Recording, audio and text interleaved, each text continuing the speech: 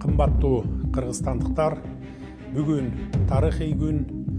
Бийликтин мыйзам чыгаруу утагы болгон Жогорку Кеңештин 7-чакырылышынын депутаттарын шайлоо өнөктүгү соңуна чыгып олтурат.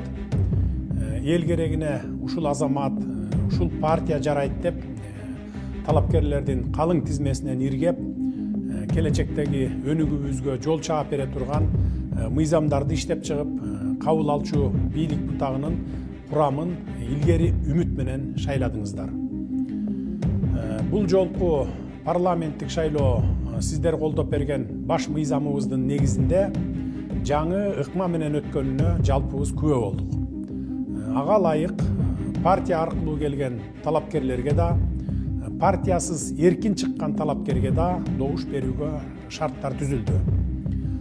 Тагыраак айтканда, партиялык тизмедеги талапкерди тандап алууга да мүмкүнчүлүк берилди. Элибиздин буга чейин коюп келген талабы ушундай эле. Бул ирет саясий өнөктүгүбүздү калыс, адилет, ачык айкын, таза жана тынч өткөрүп алганыбыз чоң жетишкендик болду. Өзүңүздөр билгендей, өлкөбүздүн эгемендигинин 30 жылдык тарыхында болуп өткөн революциялардын баарына бийликтин шайлоо процессине кийлигишүүсү кайсы бир партияларды күчтөп сүрөөнгө алышы себеп болуп келген.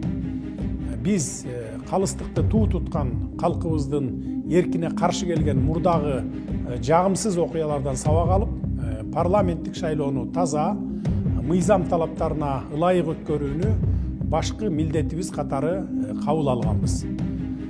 Биз демократиялык өлкө катары ушул милдетибизди так аткардык десем жаңылышпаймын. Бийлик тараптан баардык партияларга жана талапкерлерге бирдей, Конституцияда кандай белгиленсе, так ошондой теңдик шарттар түзүлдү. Бирөөнө дагы жан тартууга, административдик ресурс колдонууга жол берилген жок. Ошондуктан шайлоо өнөктүгүн баштан аяк мыйзамдын чегинде, ачык айрымдуулуктун шартында жүргүзүүнү камсыз кыла алдык. Таза жана адилет шайлоо өткөрө аларыбызды далилдедик. Бийликтин жалгыз булагы эл деп баш мыйзамыбыздын баш парагында бадырайта жазылган. Элдин эрки менен шайлоонун өтөөсүнө чыктык. Кемеңгер элибиз өзүнүн мыкты уул кыздарын Жогорку Кеңештин кезектеги курамына шайлап алышты.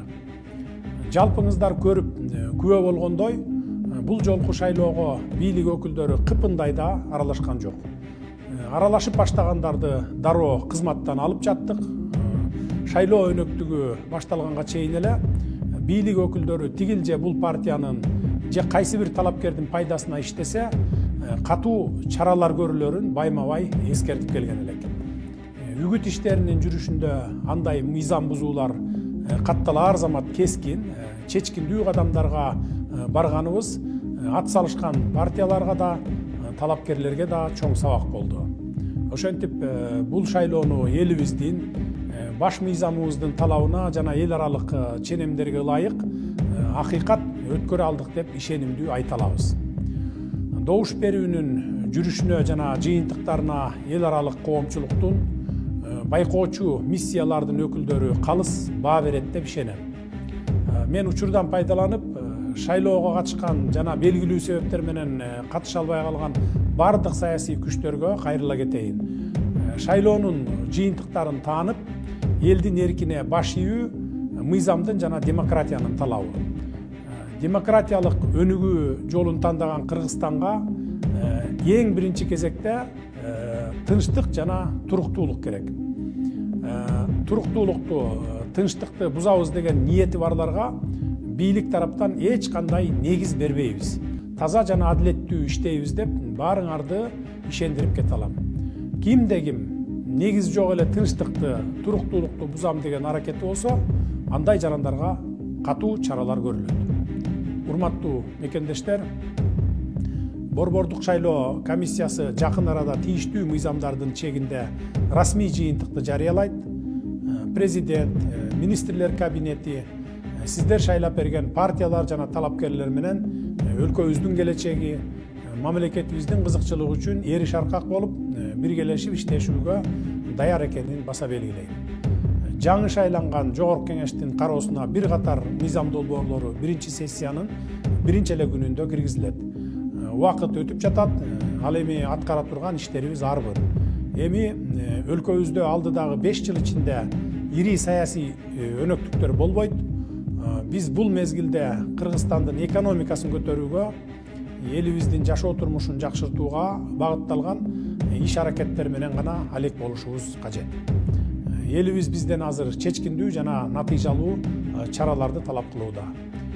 Бийликтин 3 бутагы чогуу чаран иш алып барып, Кыргызстаныбыздын өнүгүшүн камсыздашыбыз зарыл. Ал үчүн жаңы шайланып келген парламенттин депутаттары менен жемиштүү кызматташып, албан ийгиликтерге жетишебиз деген ишеним чоң. Элибиздин үмүтү да, көксөөсү да, күткөнү да ошол.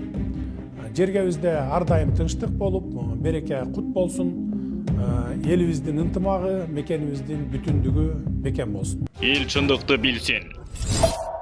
Ички иштер министрлиги айрым талапкерлер бир добуштун басын канчага көтөргөнүн айтты. Нарын жана Ош облустарында добуш сатып алуу фактысы көбүрөөк катталууда. Бул тууралуу Ички иштер министрлигинин тергөө кызматынан өзгөчө маанилүү иштер боюнча улук тергөөчүсү Султан Макилов билдирди. Анын айтымында шайлоо процесси башталгандан бери добуш сатып алуу боюнча 49 факты катталган. Анын ичинен 7 тергелип бүтүп, сотко жөнөтүлдү. Бизге түшкөн маалыматтарда добуш сатып алуу боюнча шайлоочуларга 1000 сомдон 3000 сомго чейин сунуштап жатканы аныкталды.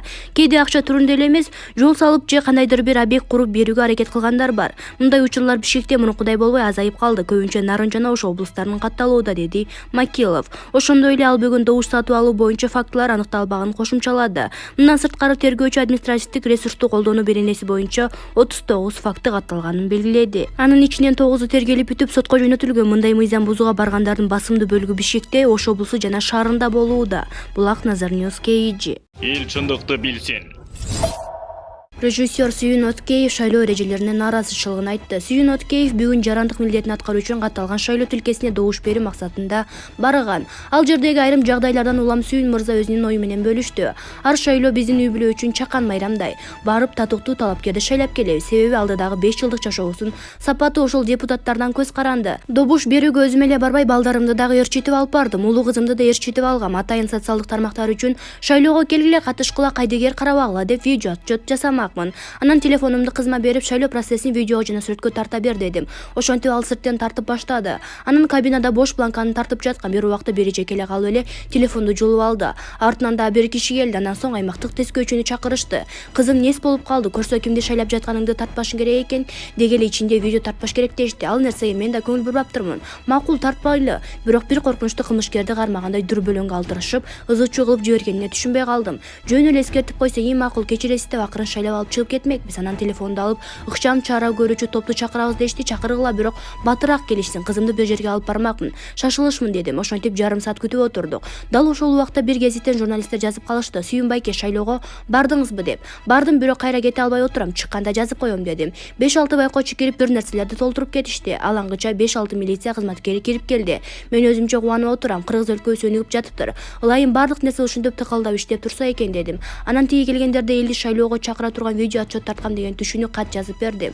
Байке, эми видео тартпай эле коюңузчу, тынч эле жүрөлүчү деп кетишти. Макул деп тарткандарымды өчүрүп салдым. Мен негизи кимди шайлаганымды көрсөтмөк деле эмесмин, бирок ошол жерде бир суроо пайда болду. Кабинанын ичинде шайлоочулар кимди шайлаганын видео тартканга уруксат жок болгону менен 10 секундтан кийин сыртка чыгып кимди шайлаганын айта алышат экен. Логика кайда? Шайлоочулар шайлоого чейин деле, шайлоодон кийин деле кимди шайлаганын айтып жатышпайбы?